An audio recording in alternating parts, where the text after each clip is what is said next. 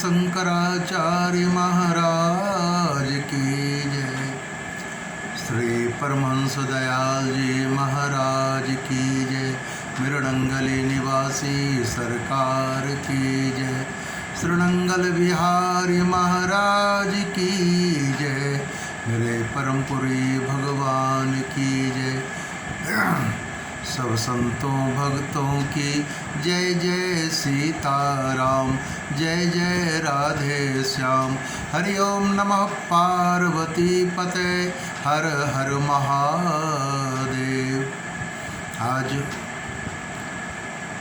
गुरु पूर्णिमा का पावन दिवस है। आज के दिन व्यास पर्व भी मनाया जाता है। परम पूज्य वेद व्यास जी महाराज जी का भी पावन पूजन विधान होता है। और आज के दिन पूरे विश्व में परम गुरु भक्त अपने परम पूज्य गुरुदेव महाराज जी की विशेष पूजा आराधना ध्यान साधना आरती विनती करते हैं। महापुरुषों ने कहा है कि गुरु पूरा पाइए बड़भागी। गुरु सदगुरु कहते हैं, पूरा संतों ने कहा शिष्य सदैव से अधूरा रहा है। कहते हैं गुरु सूरा शिष्य, गुरु पूरा शिष्य सूरा।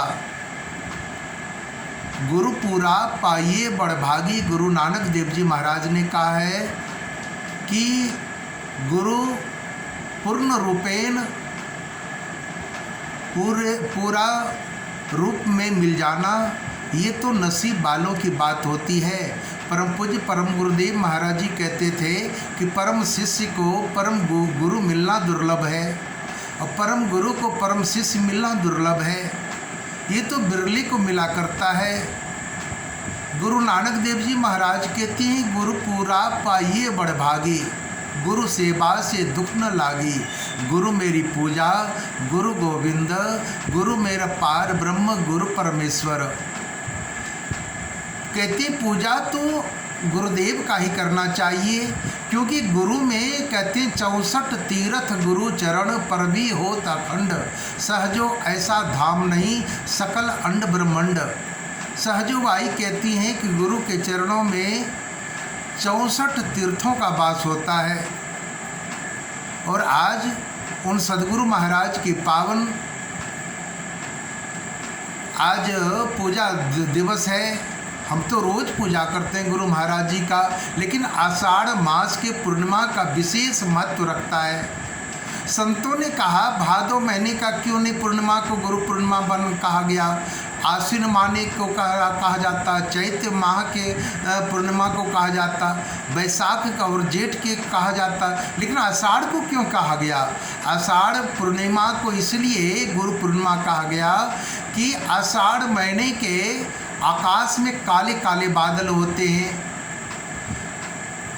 हमारा ये शिष्य, हम शिष्य लोग भी काले काले बादल की तरह हैं और हमें विषयों का, हमें काम क्रोध लोभ मोह का ऐसा कालिमा आच्छादित हो गया है मनमानस में।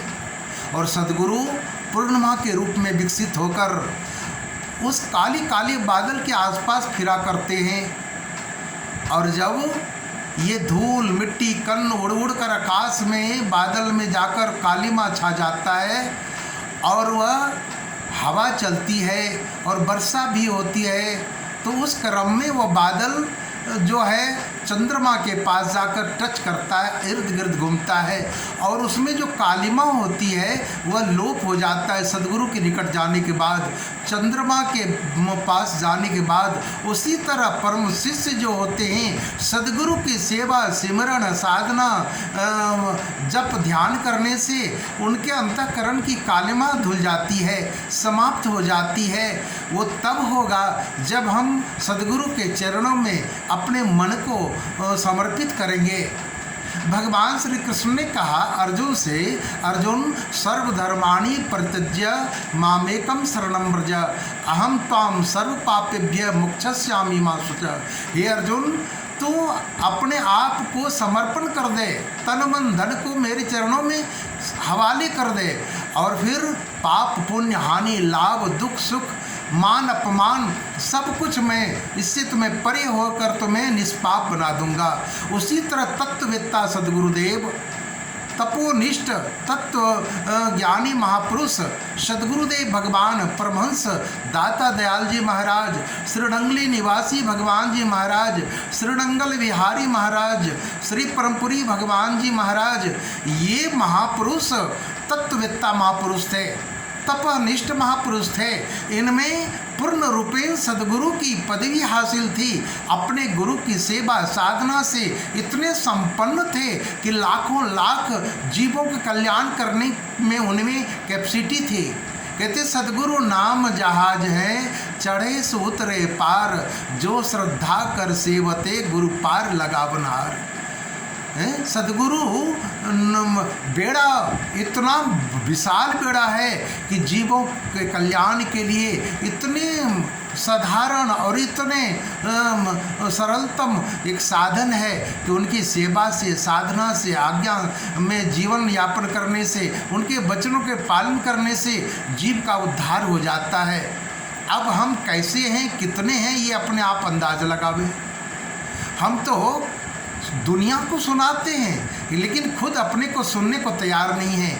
आज तो लाखों लोग सुनाने के लिए तैयार हैं, वक्ताओं का बाढ़ आया हुआ है, लेकिन गुरु भक्त कितने हैं, गुरु की आज्ञा में जीने में कितने लोग तत्पर हैं। आज तो गुरु सेवा में लोगों को लज्जा होती है। आज तो कहते हैं हम गुरु घर में झाड़ू लगाएंगे। गुरु नानक देव जी महाराज कहते हैं गुरु सेवा से दुख न लागी। गुरु की सेवा करने से जीव को कोई सी तरह का दुख, कहते हैं आप पाप त्रैत्राप, 3 तरह के दुख होते हैं जीवों के लिए, ये दुख लगता ही नहीं, क्षण भर में वो मिट जाता है। गुरु की असीम अनुकंपा जब होती है, हम वैसा पात्र बने, वैसा मेरा कर्म हो, मैं उनके लिए ऐसा एक आशिक बन जाए तो फिर क्या नहीं हो सकता है। श्री महाराज जी अपने प्यारे हनुमान जी के लिए, जिन्हें परम महाराज जी कहते हैं, उनके लिए फरमाते थे कि इतनी सेवा इस दास ने किया है कि हनुमान के नाम से प्रसिद्ध हुए, मजनू के नाम से प्रसिद्ध हुए, आशिक इत्यादि नामों से वो बुलाया करते थे।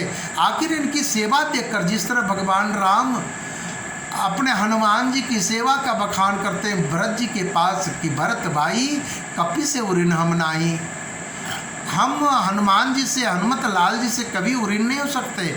उसी तरह परम शिष्य पाकर श्रीरंगली निवासी भगवान जी ने अपने हनुमान जी के लिए ऐसी उपाधि दी।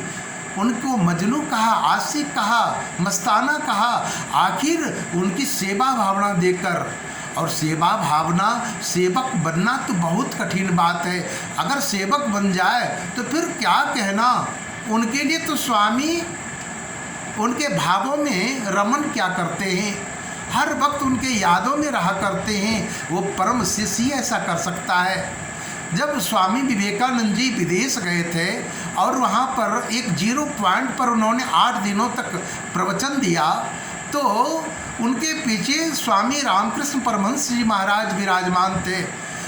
किसी आर्टिस्ट ने जब उनका फिगर बनाना शुरू किया तो देखा पीछे एक छोटी छोटी दाढ़ी, दांत निकले हुए, खुला बदन, कंधे पर अंगोछा आदि ठेने तक धोती पहने हुए, और बस पीछे ऐसे हाथ फैलाए हुए खड़े हैं स्वामी विवेकानंद जी के पीछे। जब 8 दिनों के बाद उनका लिटरेचर प्रवचन समाप्त हुआ स्वामी विवेकानंद जी का, तो फिर उन्होंने कहा महाराज ये कौन है, ये तो आप स्वामी विवेकानंद जी हुए, ये कौन है? बोले हमारे परम पूज्य गुरुदेव महाराज जी हैं। और देखकर इतना बिलखने लगे, गुरु की याद में इतना आहत हो गए कि फिर क्या कहना, अश्रुपात होने लगा कि मम गुण गावत पुलक शरीरा। अपने गुरु महाराज के वो प्रवचन और भाव में भावित हो गए और अश्रुपात होने लगा। ये भक्ति का चरम सीमाएं पर जब जीव पहुंच जाता है तो ऐसी स्थिति हो जाती है। और वही हाल स्वामी विवेकानंद जी का हुआ। गुरुदेव महाराज तो सदैव अपने शिष्यों का रक्षा करते हैं। कहते हैं माता से हरि सौ गुना, हरि से सौ गुरुदेव, प्यार करे अवगुण हरे चरण दास सुखदेव। एक तो माँ दयालु होती हैं और 100 माता का प्यार एक गुरुदेव परमात्मा देता है और 100 परमात्मा का प्यार ये गुरुदेव भगवान देते हैं। तो ऐसा गुरु का दिल होता है, ऐसा गुरु तत्व होता है। उस गुरु तत्व को हम जब जान जाएं, उनके चरण शरण में रहकर उनको सीखेंगे, वरना बहुत कठिन है। कबीर साहब ने कहा कि तीर्थ गए तो एक फल, गंगा गए फल चार, सदगुरु मिले सहस्त्र फल। कहे कबीर विचार, सदगुरु का जीवन में मिलना, गुरु महाराज के पावन पर्व ये गुरु पूर्णिमा का जीवन में मिलना सबसे बड़ी उपलब्धि है। और हम जीवों को इसके लिए सदैव आत्मविश्वास के साथ इसको मानना चाहिए। और गुरु हाजिर नाजिर सदैव जीव के साथ रहा करते हैं। हमें अनुभव नहीं होता है, लेकिन अनुभव तब होगा जब उनके वचनों में, उनके वचनों पर विश्वास होगा। संतों ने कहा कि सदगुरु वैद्य वचन विश्वासा, संयम यह न विषय की आशा।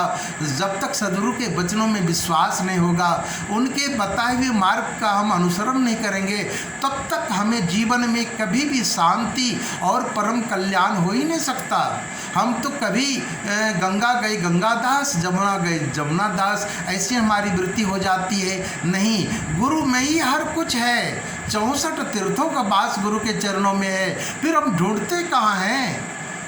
अरे विश्वास पूर्वक उनको देखो, पूज कर। आज वही पर्व है गुरु पूर्णिमा कि आज उनके चरणों का शीत प्रसाद, आज उनके दिव्य स्वरूप का पूजन, तिलक चंदन और भावपूर्वक आरती विनती कर, पान प्रसाद चढ़ाकर उनसे यही प्रार्थना करो कि हे महाराज, मेरे जीवन में गुरु रूपी चंद्रमा का उदय हो और मेरी काली माँ जो है, मेरा काम क्रोध लोभ मोह माया मत्सर, जब तक आपका दिव्य वो पूनम का चंद्रमा हमारे मनमानस में प्रकट नहीं होगा, तब तक ये कालिमा नहीं समाप्त होगी और तब तक परम सत्ता को हम नहीं पहचान पाएंगे।